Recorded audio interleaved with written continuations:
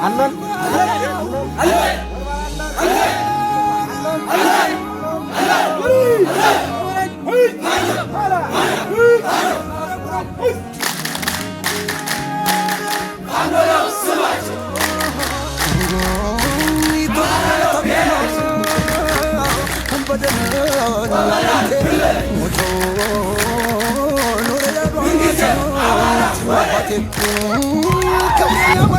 ምናልባት አንዳንድ ተልዕኮ አዘሎችና የመንግስት ሀሳብ ተሸካሚዎች የሚመጡ አካሎች አሉ። እነኛን ምናልባት በአቋም ለመዋጋት በመረጃ ደረጃ ያገኝናቸው ነገሮች ባይኖሩ እንኳን እነኛ ለአጥብቀን በሰራንበት ሰዓት ወደ መንግስት ይሄዱ አሉ።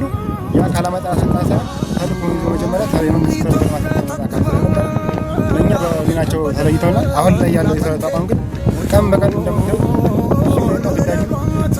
እየጠበቀ ያለው ሁኔታ ይታያል።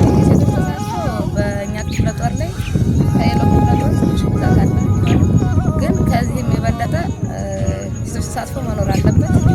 እናም ይህን ስርዓት ደግሞ እኛ ሴቶች መረንና ጠንክረን መታገል መቻል አለበት። የበታችነት ስሜት መኖር የለበትም። ሴቶች እንችላለን። ይህ ማለት ለምሳሌ ከቻልን እንደ አርበኛና እንደ አርበኛ ለዝናና እንደ አርበኛ አስናቁ መሆን አለበት።